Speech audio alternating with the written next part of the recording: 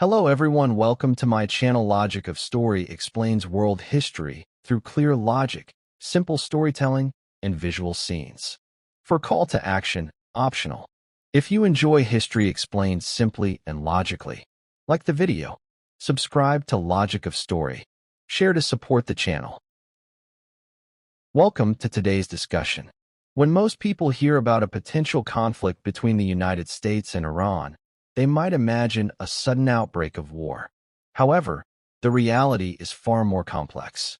Relations between these two nations have been tense for decades, shaped by historical events, political rivalries, and strategic interests. While a full-scale war is not inevitable, several factors could trigger a confrontation. In this narration, we will explore the political and military background of both countries, the scenarios that could lead to direct conflict, the strategies they use to avoid war, and the potential consequences if tensions escalate. 1. Political and military background. Iran and the United States have a long and complicated history. After the 1979 Iranian Revolution, the U.S. and Iran became adversaries. The hostage crisis at the U.S. Embassy in Tehran cemented decades of distrust, and subsequent conflicts in the Middle East have deepened that divide.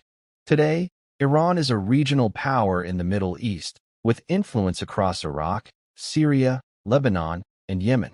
Its military includes conventional forces, missile systems, and proxy groups, giving it asymmetric capabilities to challenge U.S. interests.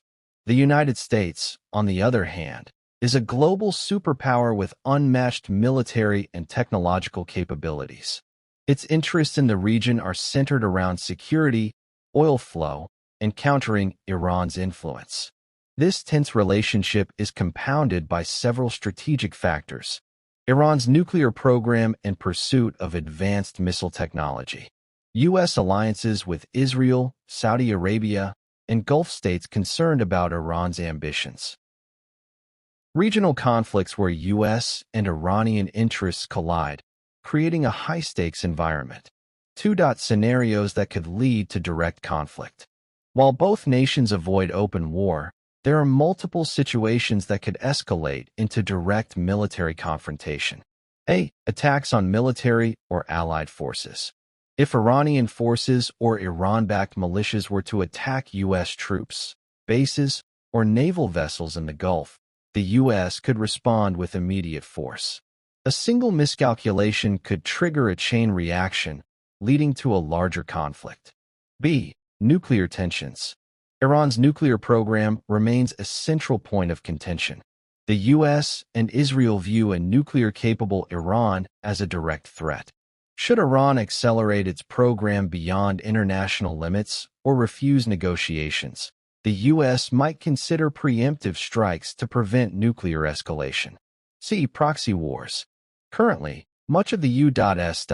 Iran conflict is conducted through proxies. Iran supports groups like Hezbollah in Lebanon, militias in Iraq, and the Houthis in Yemen. The U.S. supports regional partners and conducts counterterrorism operations. However, any significant escalation in these proxy arenas could spill over into direct confrontation between the two nations.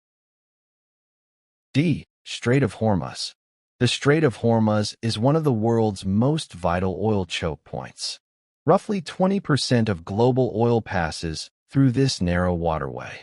If Iran were to block or attack oil tankers, the U.S. would almost certainly intervene to protect the flow of oil, risking a direct military clash. E. Miscalculations or misunderstandings. History shows that wars sometimes start due to errors or misunderstandings.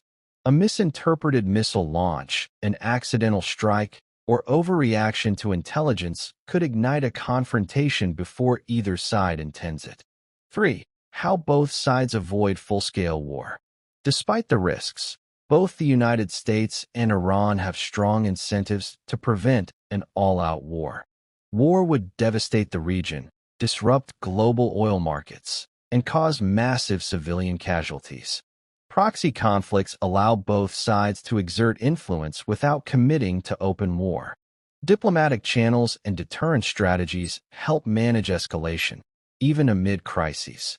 Iran often uses asymmetric tactics and proxy groups to signal strength without engaging directly. Meanwhile, the U.S. relies on superior technology, alliances, and sanctions to maintain leverage.